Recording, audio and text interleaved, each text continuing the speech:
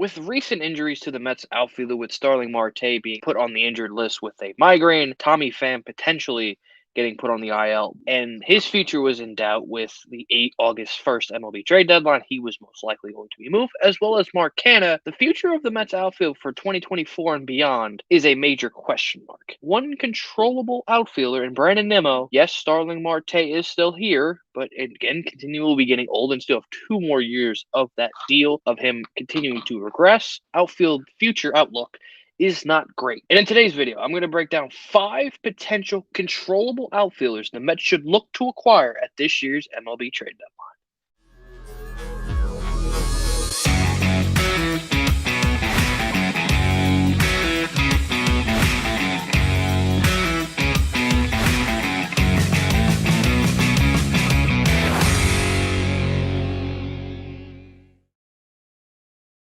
So I could already see everyone rushing to the comments. The Mets are going to be sellers. Why should the Mets buy? It's not really buying for this year. It would be buying for the future. Again, like I said, the Mets really only have one under control outfielder who is competent that they can play out there.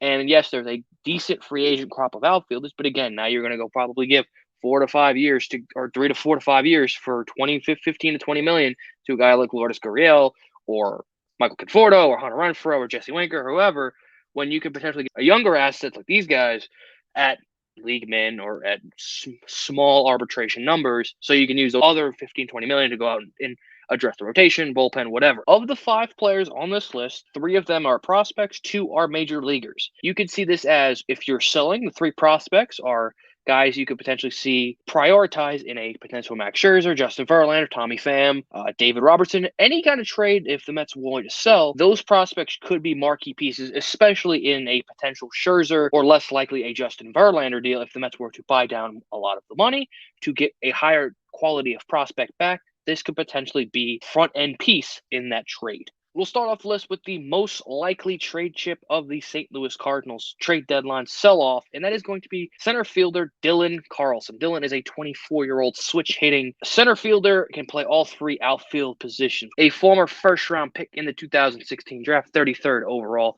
the 3rd compensation pick round. Massively improved defensively. He used to be only a corner guy. Now he plays an elite center field, the 78th percentile in OAA. He has 3 years of team control, meaning his value is going to be very high. And there was a potential bidding war with the crosstown rival, the New York Yankees, potentially having interest in Dylan Carlson. But now even they don't know what they're going to do. So if they're not going to buy, would maybe take out a potential suitor for Dylan Carlson.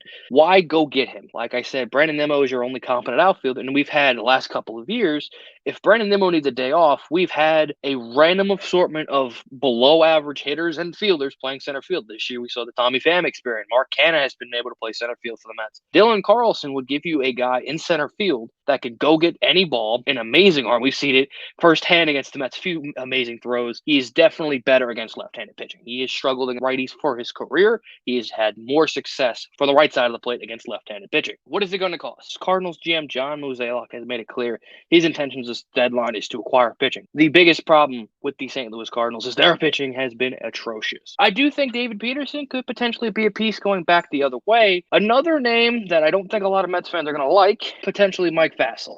Vasil has been a nice, pleasant surprise, obviously representing the Mets in the futures game, but his upside is probably a mid-rotation guy.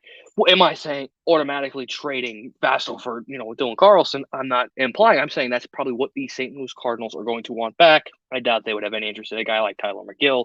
Dylan Carlson, again, I think is a guy, once he gets out of St. Louis, I do think he will be a very productive player getting him out of St. Louis, because St. Louis, for some reason, they've produced some solid players, but it seems like everyone else, once they leave, they get better. Moving on to the other teammate and the other major league player, and again, let's talk about that Cardinal fire sale, and let's talk about Lars Nootbaar. The 25-year-old plays all 3 positions, left-handed bat. St. Louis has a logjam of outfielders, including Dylan Carlson, Lars Nootbaar, Jordan Walker, Alec Burleson. Lars Nootbaar only has 2 more years of control, and that has been the limit for me in this video, is you have to have at least 2 years of team control at age 25, making him a free agent at 27. So this is the guy more likely is going to cost a heftier price than Dylan Carlson. They would like to keep him. Obviously, Noot made the big impression in the World Baseball Classic for Team Japan. Another great defensive outfielder, 83rd percentile in OAA. A left-handed bat, which again, I'm here to say a preface of, I would like to see some more left-handed power bats in this lineup. Noot has that upside again. He's one of these guys that has his moments where he shows that he can be a very elite hitter. If Lars Nootbaar were to become available, again, great defender, left-handed power bat, it's kind of quality player that the Mets need. And again, having control, you can have him play left or right, and boom, and you have some more production in the outfield. What is it going to cost? Like I said, it's going to be a more expensive piece. Obviously, he is a better overall player and has more upside than Dylan Carlson is. And I'm going to again say a name that I don't think Mets fans are going to want to hear, and potentially Jet Williams being a piece that gets flipped for Noot. Jet is a guy I do think can be a very good major league player. He's had a very great hot streak down in Port St. Lucie at minor league ball. I would probably be shocked. Don't be shocked post-trade deadline if he gets called up to Brooklyn. And as McNeil ages, Mauricio potentially second. Where does Jet fit? And as a 5'9" guy, do you really want to put him in the outfield? And, the power potential is maybe 15 to 20 homers. But the Cardinals kind of need that. They do have their shortstop of the future. But, again, up the middle, second base, they have a lot of guys that can play that. And they like that kind of scrappy underdog and Tommy, and they have those guys like Tommy Edman, guy like Brendan Donovan, past Cardinal teams, Skip Schumacher, those kind of gritty slap hitters that can steal bases, and that's the kind of guy I feel like the Cardinals would love. And if the Mets are going to try to get Lars Nootbaar, it's going to take a big piece. Again, I'm keeping my Paradas, my Vientoses, my Mauricios in that type of tier where Jet is kind of, for me, the most expendable of that crew. Again, it's giving up another prospect, but it's a big prospect again, it's control over a very good corner outfielder in Lars Nootbaar, so you don't have to go out and spend in the free agent market. Let's move on to the prospect portion of this video, and that's meaning these guys should be the headliner in a potential Max Scherzer trade, Justin Verlander, a potential bundle of Tommy Pham and David Robertson. So these are guys, again, outfield the Mets should try to acquire in those big trades that could potentially be a cornerstone piece of the future and having team control. And let's start with the Baltimore Orioles. And the outfield is a place they have a surplus. They desperately need starting pitching.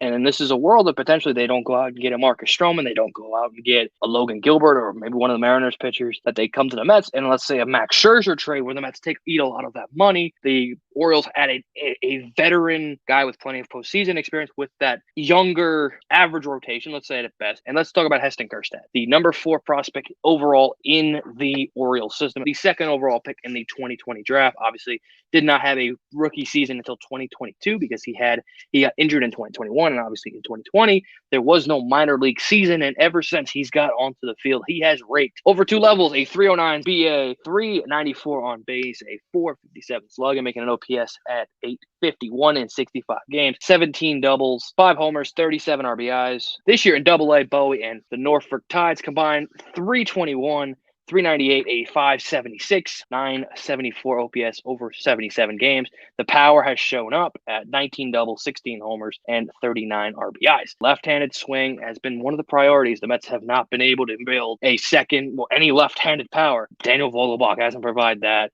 Jeff McNeil sure as hell isn't providing any left-handed power. Brandon Nimmo has been the best left-handed power in the lineup. And Kjerstad stuck behind Colton Cowser in the Orioles system itself. Plus, the Orioles outfield is loaded with Austin Hayes, who was an all-star. Cedric Mullins was an all-star a few years ago. And Anthony Santander is one of the most underrated players in baseball. Where does he fit in their loaded farm system? This is a piece that they need to go out and get pitching. They have plenty of position player talent in Baltimore that they use Kjerstad in a trade to go out and get that type flight pitching. And if that is the Max Scherzer trade, which I would think is definitely the kind of headliner the Mets need, if they buy down a ton of that money, Kjerstad would be a beautiful piece to put in that farm system. And he's in AAA. And that's where I want, and that's going to be kind of prevalent to me. Maybe make his debut at the end of the year, because I think if Colton Cowser wasn't in the system, I think he would have been the guy that called up in Baltimore, give him a month in Syracuse, get him on the 40-man, and then potentially in September bring him in MLB time, and then next February have him battle for a potential starting outfield job if you brought in guys and can feel confident having team control for a 24-year-old hour-hitting left fielder. Moving on to number 4 on this list, and that is Dodgers corner outfielder Andy Pegas, the 22-year-old Cuban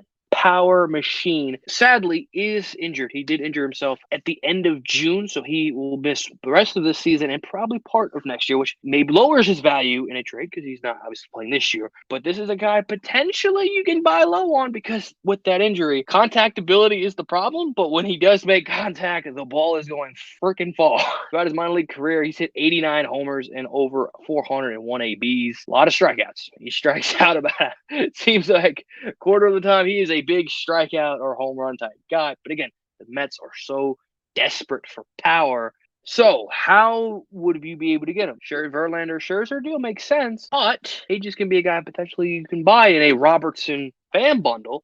Like I said, with him off the injury, maybe his value is decreased. Where you could just put Pham and Robertson, and the Dodgers could definitely use another outfielder, and desperately can use another back end of the bullpen and pair with Evan Phillips and Bruce Dark-Gratterall, and David Robertson could be a kind of perfect fit.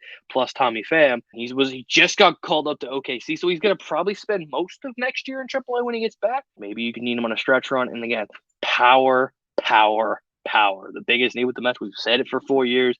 That's what Andy Pages can bring. The final prospect and the final player on the list, and that is the number 8 overall prospect in the Texas Rangers system, Dustin Harris. The 24-year-old left-handed corner outfielder was an 11th round pick in 2019, made the Futures game last year, and had some very good seasons over in Frisco, the AA affiliate of the Texas Rangers. Popped 17 homers, 66 RBIs, slash line 256, 346, 417 slug, 817 OPS. Not great defensively.